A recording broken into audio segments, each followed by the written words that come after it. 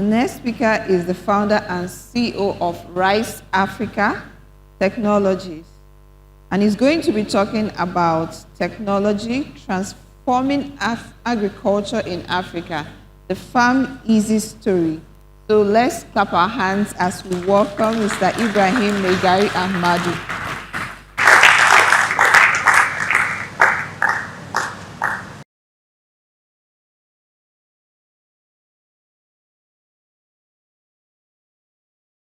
Thank you. Good morning.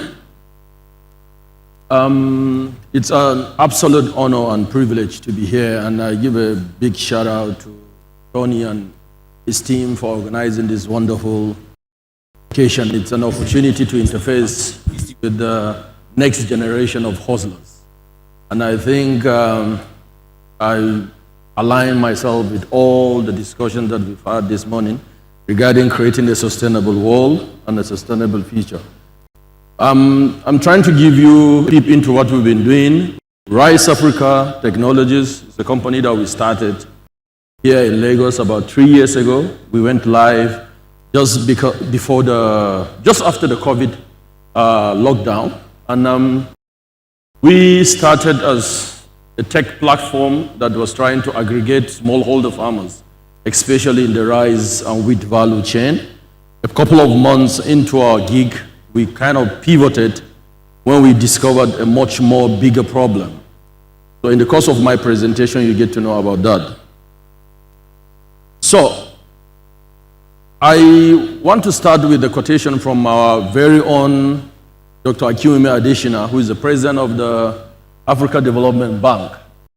And he said, in 2017, Africa spent 64.5 billion USD on importing food and may spend even more. Currently, it's about 100+ billion importing food in the forthcoming years.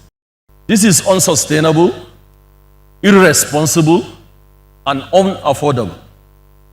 It is also completely unnecessary because Africa has 65% of the world's remaining uncultivated arable land, an abundance of fresh water, and about 300 days of sunshine each year.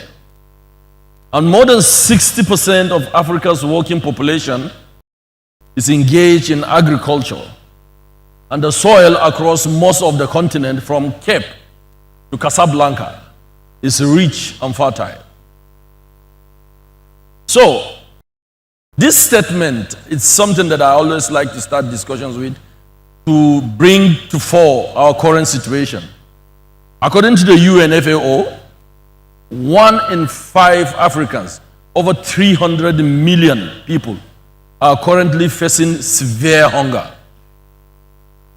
And the situation has even gone much more than that. That's the shocks of living in a world after COVID and the dislocation of the global food chain by the Russian-Ukraine war. So, if you do a Google search, a simple Google search, why is Africa facing severe hunger? I bet you will see so many reasons, from drought, famine, to irresponsible governance, to the war in Ukraine, to COVID, a lot of reasons. Just do a Google search right away. And also, if you also search, how do we transform African agric? How do we make Africa food secure? You will see so many reasons, so many solutions. So, I'm going to spend a lot of time here. As a company, when we started Rice Africa, as a tech platform that was supposed to aggregate rice and wheat farmers and connect them to stakeholders in the value chain, we quickly discovered a lot of pain points. So, if you say the problem of food security is as a result of the COVID lockdown or the global dislocation of the food chain by the Ukraine crisis, drought, I'm not saying that all these reasons are not important. They are all very important, but they are what we call externalities. If you peel each and every one of them, for instance, if there was no COVID, would the African smallholder farmer be producing at par with his global counterpart? No. If there was no Russian-Ukraine crisis, no. For instance, a rice farmer, let's say in Zamfara State, at best gets about 3 tons per hectare. His counterpart in Holland gets over 10 tons per hectare. Why? So we started as a company, we started digging deep into why we are facing severe hunger on a system level, not on peripheral or what we call Bluetooth level. We didn't want to just create an app and tell the world that 5 million farmers have downloaded an app. That's the buzzword that people want to hear, right?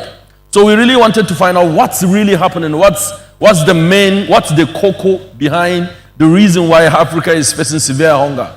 And we discovered that the chief culprit is the underproductivity of the smallholder farmer. Like Dr. Akiwumi Adesina said, Africa has over 65% of uncultivated arable land, meaning Africa can actually become the food basket of the world. A lot of us discovered during the Russian-Ukraine crisis that we are relying on the Ukrainian wheat to survive, right? So we did a system analysis and we discovered that underproductivity is the main reason why our farmers are underproducing. And smallholder farmers, mind you, in Africa, produce over 80% of the food we eat. If you're here today and you've taken breakfast, probably what you've eaten must have come, I'm sure, 80% of us must have come from a smallholder farmer. So, we developed the Farm Easy as a operating system. It now has a mobile platform that really look deep into these 7 fundamentals.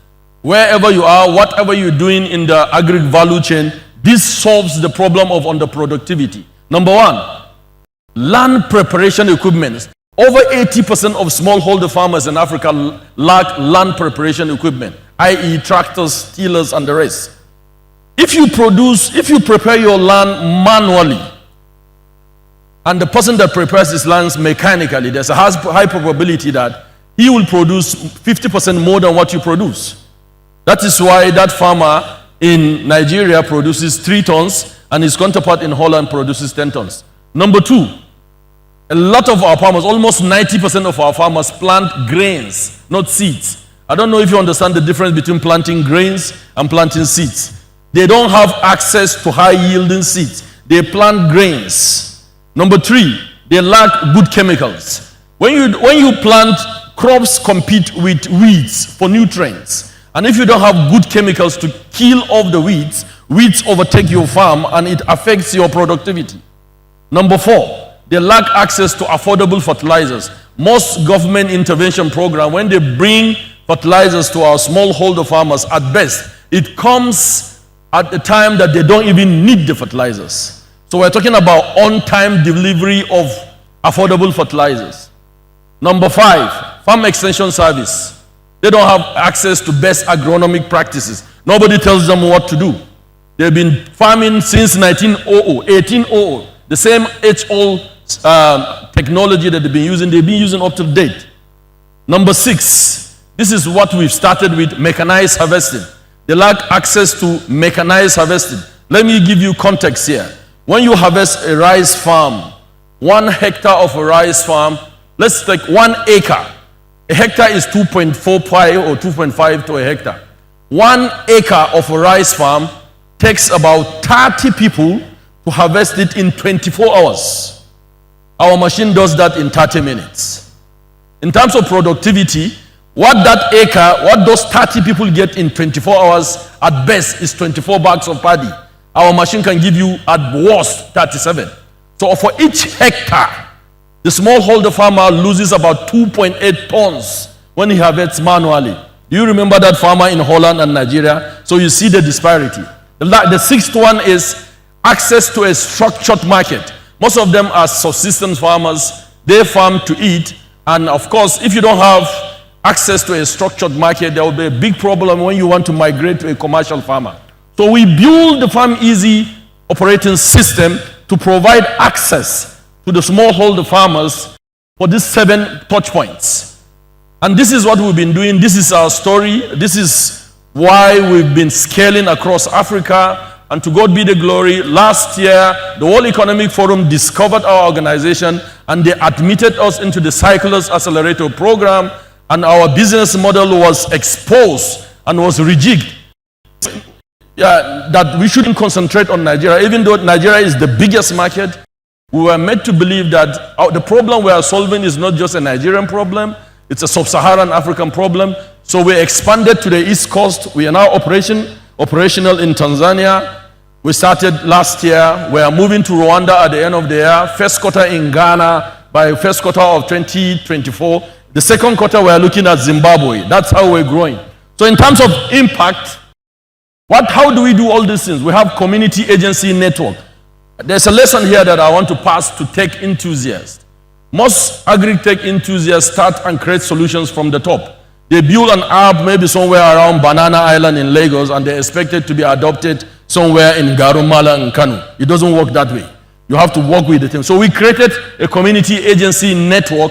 These farmers are smallholder farmers. They are not interested in becoming tech savvy. Technology is supposed to be an enabler, right? So you build your solution to make their lives easier, not that you are trying to make them mobile tech savvy. So we create a community agency system.